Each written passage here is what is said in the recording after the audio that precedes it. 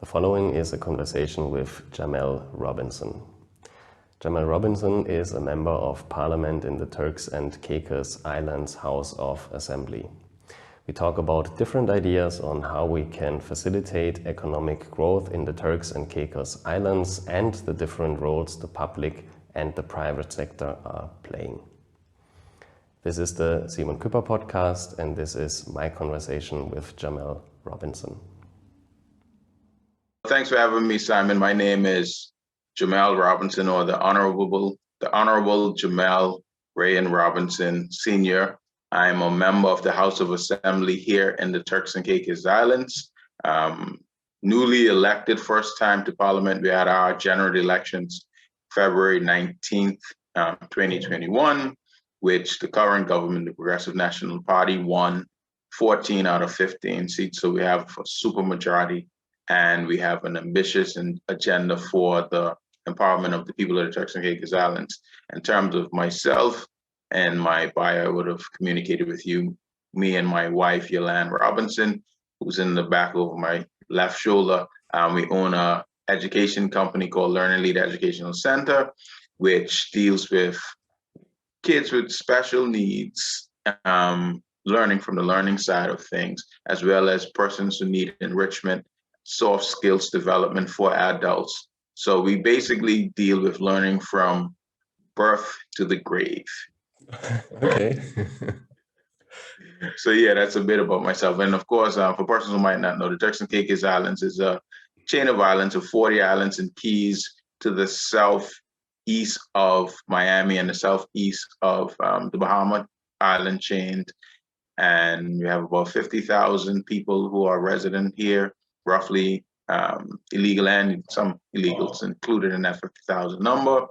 And yeah, so we are a British overseas territory. We have the US dollar as our currency, and we are Caribbean, non-Caribbean, given that we're in the Atlantic Ocean. So technically, we don't get washed by the Caribbean Sea, which makes you Caribbean, but we identify with the Caribbean, of course. So you're right at the border. Yes. Okay. To the north. So how did the whole pandemic thing affect Turks and Caicos, and more specifically the education sector that you and your wife are involved in? Well, how it impacted the Turks and Caicos Islands in general, I guess, just like it impacted the world, everything basically slowed to a crawl. And actually, the one bright spot, so to speak, from an economic standpoint, and I'll get back to the education stuff, was that our construction industry was the only industry that showed a positive growth over that period, which you could say started from the announcement of it being a global pandemic, which was in March 2020, in terms of the COVID-19. So over that period to now, I think our construction industry grew by like 3 or 4% compared to the rest of the economy, which I think dropped 20, 30, 40% and had negative growth during that period. So from an economic standpoint, clearly it wasn't great. So, and the reason why I believe our construction industry continued to grow was because our primary industry was tourism. So I believe persons who had access to cash took the time to use that environment, which you could get cheaper labor to build and prep for this upcoming tourism season. Now that we're seeing our way towards the end of the pandemic, even though we have the variations and all of that stuff. We've opened our country up again. There's even a greater influx. So like usually during our summer periods, it's usually considered our low season, but now because of the pent-up demand for people wanting to travel and you've been cooped up in your homes for over a year and you want to get away, and Turks and Caicos happens to be one of those destinations that people want to visit either for a first time or returning residents, or returning visitors. So we're actually in a good position where we're actually breaking records in terms of our summer guests. So hopefully that bodes well. So when we get to our quote unquote regular high season, which aligns with the winter in North America, the persons would clearly want to get away from the snow and stuff and come to a warm climate and best beaches in the world, et cetera, et cetera. So that's good. So in terms of the education standpoint, and we'll talk about, I'm sure we're going to get into the technology stuff as well. It actually forced us into a lot of online learning because you couldn't have kids or adults en masse in school like before, congregating with them type of class sizes. So the initial response was, okay, we have to find a way to get online. Now, while many places in online learning is something that's common worldwide, we haven't done it inside the country, like for the residents in the country, particularly with high school, primary school, or tertiary education ourselves in terms of here, right? I mean, physically being here. So that's something that we had to adjust to as a country. And I'm sure there's going to be some growing pains because of that, because if you're used to face-to-face learning for all your life, and then now you're just not stuck in front of a computer, but literally stuck in front of a computer and have to convey your lessons. So from the receiving side, from the children that would have been their first time actively doing online schooling, in addition to the teachers who are for the first time, in a lot of cases, having to figure out how do they lesson plan for an online platform in the middle of the stresses of a pandemic to boot, you know what I mean? Right. So it's been an adjustment. And now we are moving to the place where we've done a significant amount of vaccinations. We are over 60% vaccinated for the adult population in country. About close to 70%, probably 70% now would have gotten their first shot of the the Pfizer-BioNTech vaccine, which we're using as an overseas territory as the main vaccination, the main vaccine. So we're going to partial. I think eventually we move from the exclusive online. Now I think we're going to be rolling out in September, half in class, half out of class type thing. So it'll be like a rotation system where you'll still be able to create the social distancing environment within the classrooms in some person. So it's a rotation. So I believe we piloted that sometime in April, so a couple of months ago, but now we're in not the close season, but like the summer months where a lot of the kids aren't in school per se. So yeah, that's how the education sector kind of responded to COVID, or that's how we responded as a country. So that's a little bit of a TCI during this period. So you mentioned technology. I have to say my father is a teacher, so I have a little insight into the whole, I don't know, mentality or I don't know, setup. So how did that work out for you guys? Meaning in terms of probably two major bottlenecks. One would probably be how good is your the internet broadband penetration? Is there basically an internet connection available for everybody? And then the second part, how well developed in terms of the skills that you need from the teachers now to teach people or to teach the children through that technology. Does that work, or what is your experience over the last, I don't know, 16 months or 18 months? How long are we into that now? I don't know. I've stopped counting. I think the initial bottleneck wasn't as much the internet coverage, because we have several telecommunications provider that provided it. It was more access to that coverage in terms of for individual families having the ability to pay for it, as well as having a compatible device to be able to go online. So whether a tablet or a laptop. So what the government would have done is over time help students get access to the devices, as well as subsidize the internet services so they can participate.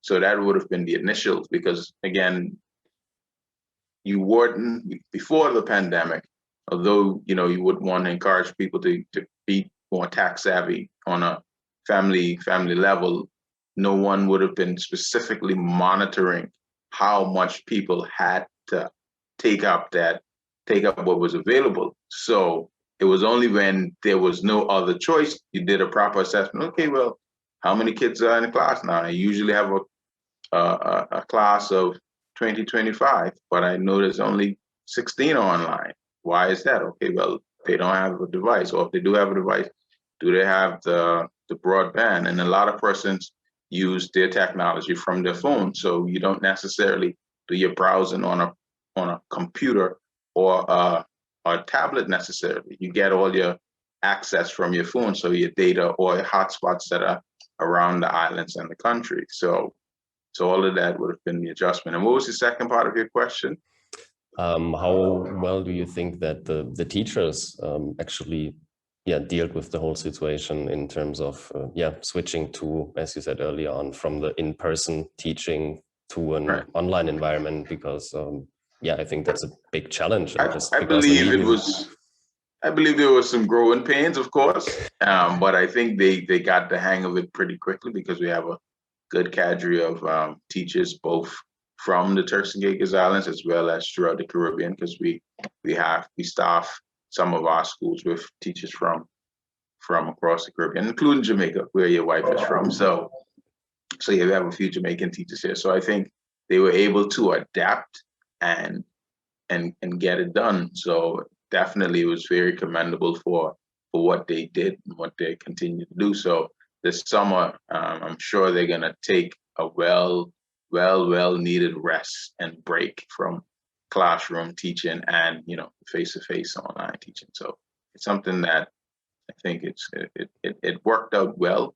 So we'll just have to make sure we monitor the development of the kids going forward, because of the adjustment, you want to make sure no one fell behind academically because of the new type of environment that they had to learn and compared to previous. So that's something as a incoming government we will definitely pay attention to make sure that this 18 months or so isn't a lost month, or there's certain special needs gaps or delays in terms of persons educationally because you had to learn differently and you weren't able to have that face-to-face where you were traditionally have your skill set. So yeah.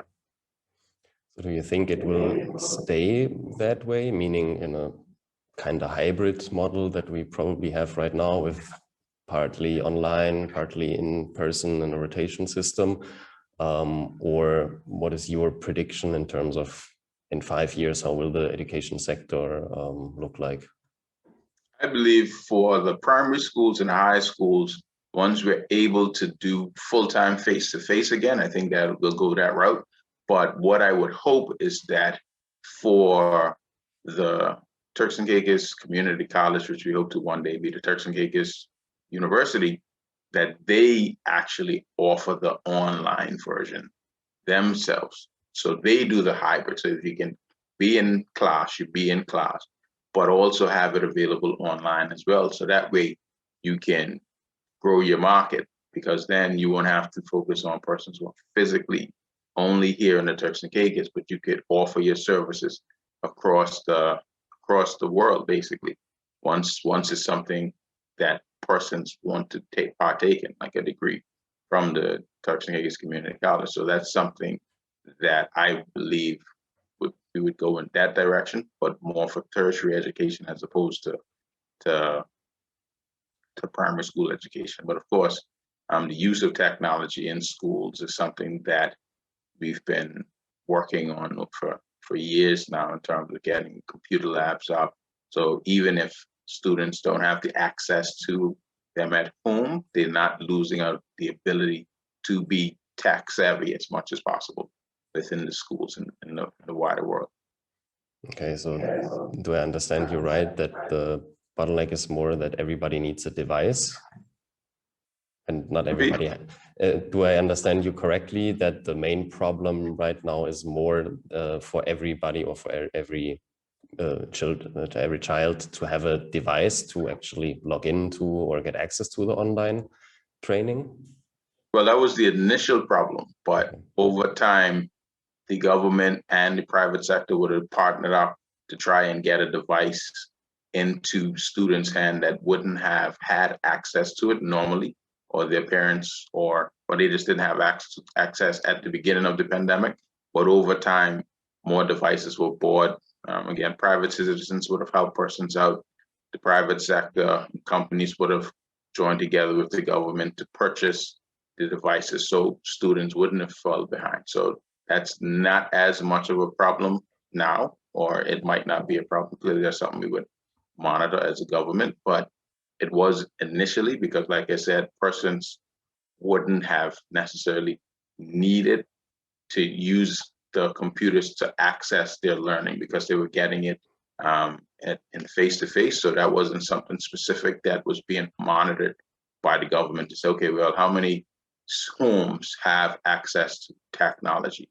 And persons more than likely continued and used their telephones as their means of technology, but you can't you can access online class on your phone, but it isn't ideal in terms of learning, you know what I mean? So you could be on a Zoom call on your phone, but in terms of being in a classroom and using your phone all day, it's not gonna be as compatible. So you have access to different things, right? So yeah. Okay. Yeah, I'm glad to hear that you do not have the problem like a lot of other Caribbean countries where it's mainly the internet coverage and the device for everybody. Right. I want to talk a little bit about economics, if that's okay for you, because you mentioned earlier on that the building sector grew, and we saw the same thing here in Germany. Basically, as you said, people spent their money that they would spend for holiday now on home improvement and renovation and all that kind of stuff. But correct me if I'm wrong, I think the Turks and Caicos Islands have like 1.5 billion GDP, something around these lines. And probably like a lot or most not Jamaican, Caribbean countries, also a big part of the GDP comes from tourism, which makes them very dependent on other countries, on other economies, on the global economy, etc. So what are your thoughts on getting not being so independent on these sectors that are highly volatile, highly seasonal often, but to maybe structure the economy more in a way that is more stable or not so dependent on foreign money? What we intend to do, well, there's a couple of things, and you're right in terms of the dependency on tourism for a lot of Caribbean islands now. They normally say that we have a lot of one-legged economies, and that's an issue. Now, our second and third industries, which are smaller, second being financial services, the third being like fisheries. Now, those two need to be strengthened, clearly, right? Because the one thing or the difference where compared to Turks and Caicos and let's say the Cayman Islands, which also has a similar structure, but they have better or more mature financial sector. The government there was able to close their borders, and effectively they're still closed because their financial services have the ability to still be able to fund the government's revenue as well as them to be able to take care of their people.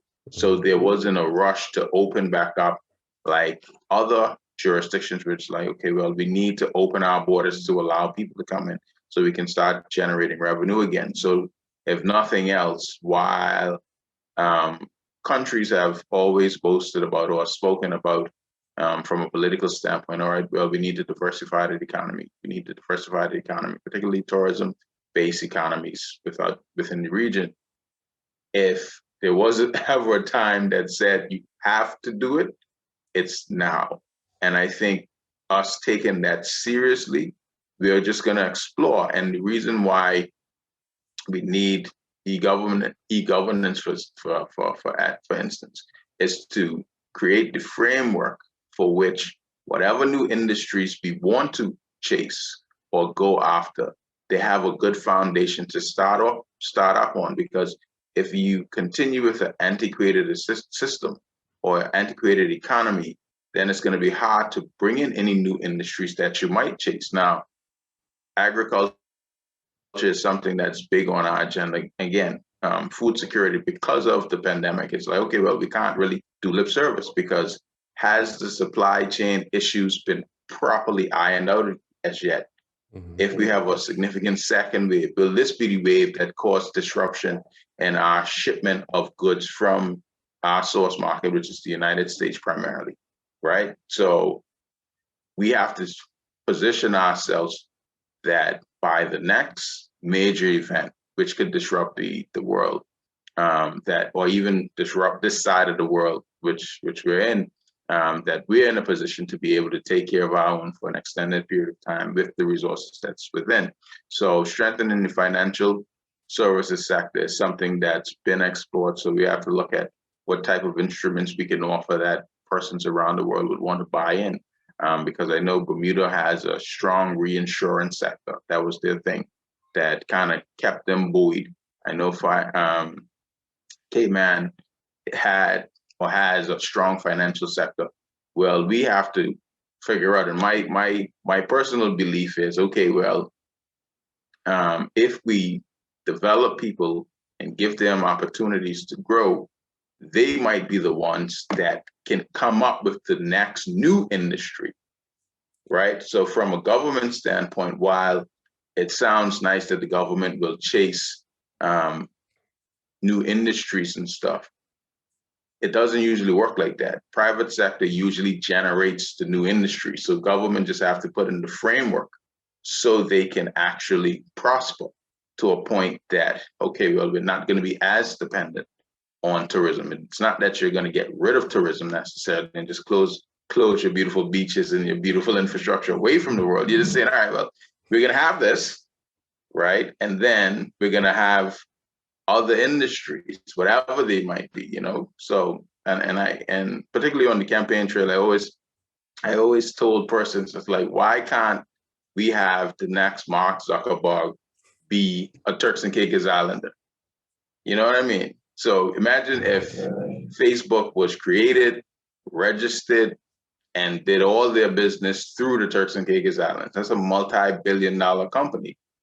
So if we were able to reap the proceeds from just that one company functioning, like that doubles our GDP right away off of one, you know what I mean? One company, one thing. So it's from that standpoint that's the way I look at how we can diversify. So investing in our young people, investing in our old people. It could be an older person who comes up with the idea that makes it a new industry, because the example that's given for the older people, they speak about Colonel Sanders from KFC.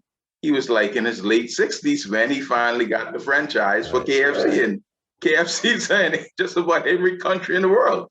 So it isn't even about age, it's about investing in ideas and see where they can go. And even if in the current market you have a few small and medium business created, they can develop in such a way that they're super businesses in the next decade. And that might be the thing that secures us, because they could do commerce from Turks and Caicos to the world, but just be based here, because you want the base to be here, but you have 7 billion people who are potential customers. So we could do that, then we'll be okay. But it's a must. And I think it's a must for kind of just about every country, particularly in our region in the Caribbean, to be looking at that way. What is the next thing? Because tourism clearly is very, very fragile when it comes to stopping the movement of people. Because if people, for whatever reason, the movement of people stops, tourism stops. Yeah.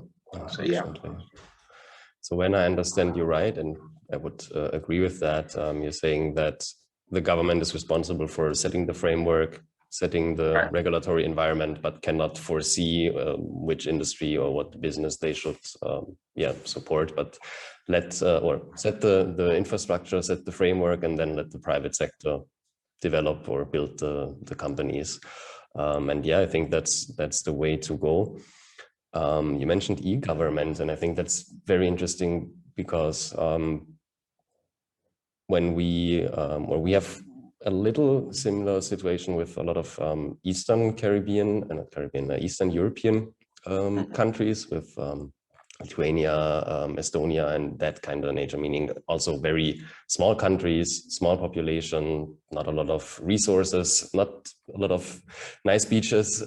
So they have, after the Soviet Union collapsed, figured out a kind of business model for themselves as countries. And Estonia, for example, they have that e-government that you mentioned earlier on, meaning you can do basically everything online, from driver's license to starting a business, registering a business, opening bank accounts, things of that nature, which is super important, because when I look at Germany, we are years behind that, even as a highly developed or industrialized country. So I think that is a chance for a lot of smaller countries that are way more agile than bigger economies that are way more slower in that regard. But where do you see the starting points to set the foundation for that? Do you to maybe get there, to get that kind of e-government in place in Turks and Caicos right now?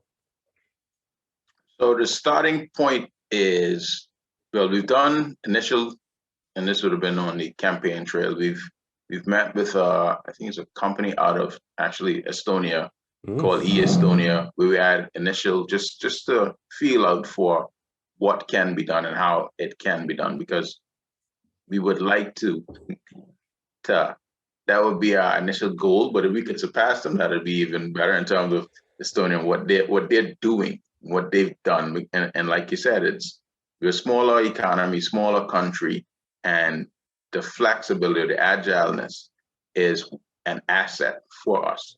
So it's investment. So this year, once we took over, we created the department, or the ministry. Well, it's a part of the Ministry of Finance, but it's the Ministry of Finance and Digitization. So we're heading in that direction, and we've invested, or will be investing in this budget cycle, about $4 million towards that end. So it's about recognizing what needs to be done and figuring out a pathway to get it done. So whether you want to start off with, let's say, driver's licensing, putting all of that online first and having that as a smooth system, whether you want it to be business licensing renewal, because that's a revenue generator, or some other, or birth certificates. So I think a process of actually digitizing a lot of the paper records had begun already as well. So not only capturing digitally what has been created previously, but then setting it up in such a way where going forward, it's digital. So that's something that we're looking at. Again, we have a whole department to deal with that, and if whatever resources that they need, because again, as a lawmaker or policymaker, we might have ideas on what we want to do, but we'll leave it to the experts to figure out the best path to do. Because at the end of the day, for me, it's about the outcome, not necessarily the path you take to get to it. And one of the things, or the biggest thing that I think, and again, this ties back into our ability to create new industries, the efficiencies we can actually get from the general population with being able to literally go online and do all your business, versus what you have to do now, which is you take time off from your work day or your job or whatever you're doing, to go stand in line to a place, submit an application, then you have to go back to that place to inquire whether or not it's already completed, and then you might have to go back again. You know what I mean? So all of that, the time you waste on that versus going, send an application, go back, get your reference number, go back, type up, do your reference number again. So, okay, well, it's halfway through the process, Mr. Robinson, or it's about complete, or it's ready for pickup, or we've sent it to your mailing address, because rather than a pickup at the customer service center, you paid like $5 extra to have it mailed to your mailbox or to your location or something like that. You know what I mean? So those are the things we have to incorporate and actually just do, because it's important. It's just important for the people here, as well as the ability to think. Because if you have more time, if you can save, let's say 4 hours a week or 20 hours a month from not having to interact physically with government services that you can't get around, imagine what you could actually be doing that from a productivity standpoint. You know what I mean? So, so all of that will feed into people just being better overall, just better in a better position. Even if you, that 20 hours, that could even be relaxation time. That could be personal development time.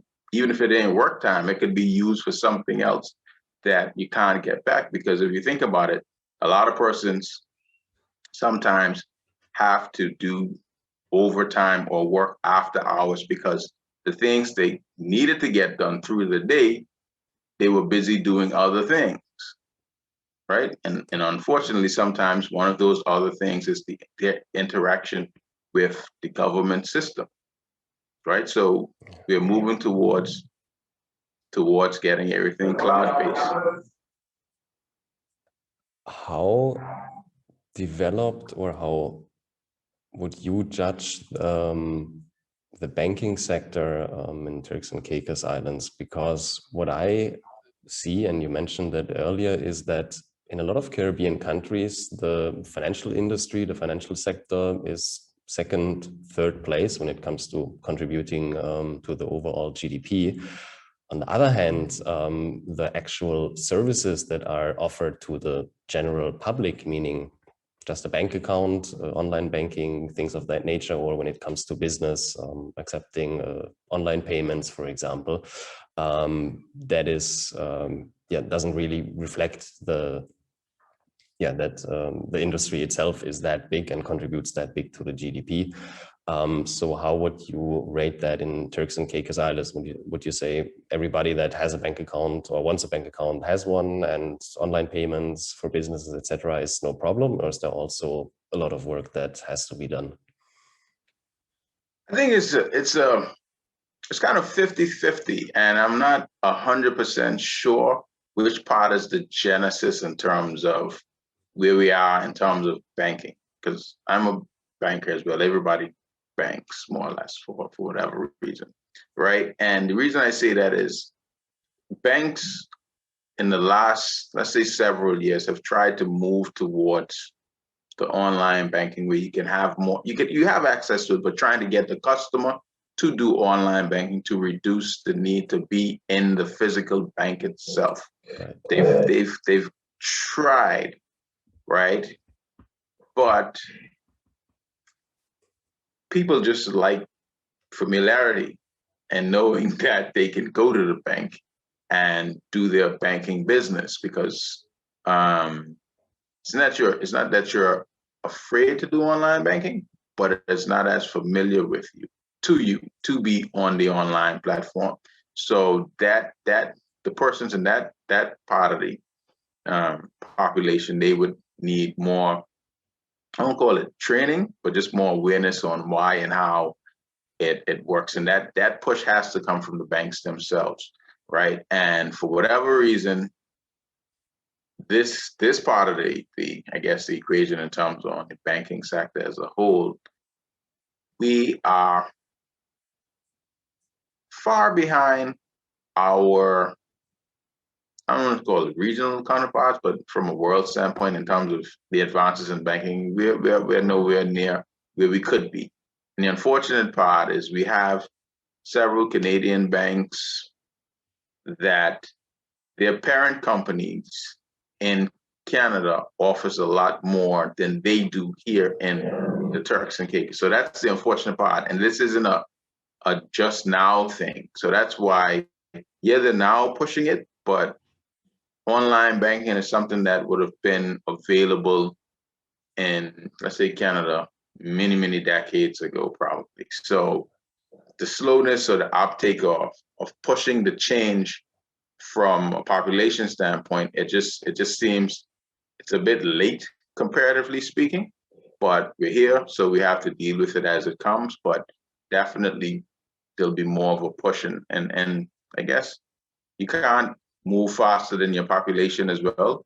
So it's a bit of both. So we have to take this journey together and get improvements and just be more tech savvy and be able to use it more. But I guess as the population ages and newer Turks and Caicos Islanders are born and grow up, there'll be things that are become second nature to us anyway. So I'm a bit more savvy than my parents would be on online banking or technology. My kids are probably going to be way more savvy on technology than me in a minute. You know what I mean? So as the people change, then the need for and the want for technology, including the online banking or the banking platforms, being more technologically updated, will happen. So it'll come, but I think banks can do more, and from educating their clients on what's available. So even a perfect example, even stuff in terms of like wealth creation. Banks here have their wealth creation arms or whatever, where you can do various investments and stuff like that.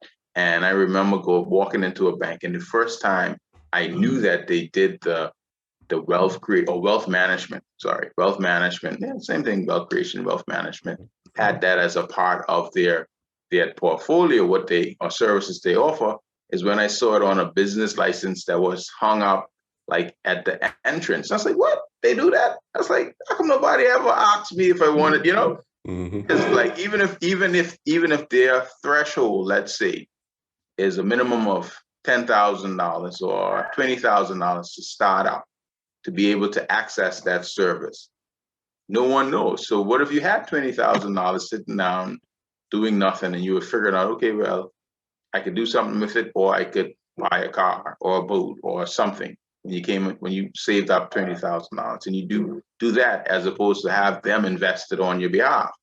So those services aren't, you as the general populace, you don't know about them. So I'm assuming they have that for their richer clients who probably have portfolios in the multi-millions. But if your threshold is only 10,000 or 20,000, that's how you build wealth. But that's not something they advertise to the general populace. And you should, because if I have an idea as a 15, 20-year-old that, okay, well, my local bank does wealth management and the threshold is $20,000. If I'm between that time and me turning 30, 40, and I have that, okay, I know where I could put this money. Or I know what to strive to get to that, if that's a goal of mine, to increase wealth and money. So I think from that standpoint, our banks can do a bit more education of the public.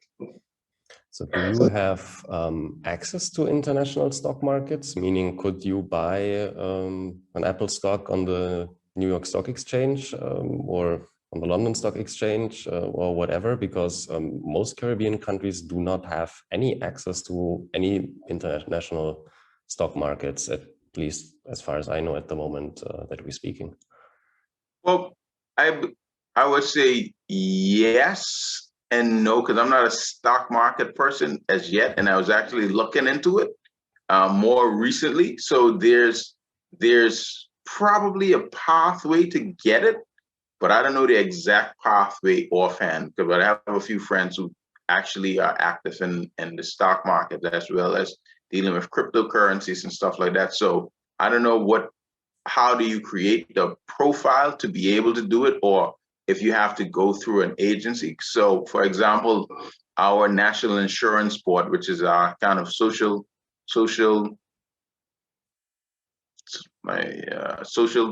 not social services. I'm trying not to say services, like the social pension, like Social Security, right? So like our Social Security program, that's what I'm looking for. Our Social Security program, they have an investment which we have a portfolio. I think it's like about over $200 million in stocks and bonds in the U.S. and just through all markets. So the various markets throughout the world. So, and that's here or from an institution here. So it can be done, but I don't know the specific pathway if you're just basically an individual who wants to access that market yourself. So I'm sure there is a path, but I'm personally not certain of what that pathway is. And persons have to want to actually seek that path and find what it is, because if that's something you're interested in. So I think it's possible, but I'm not sure the exact ins and outs, whether you have to be a U.S. citizen, whether you have to have a bank account in the U.S., the minimum requirements to be able to buy stock.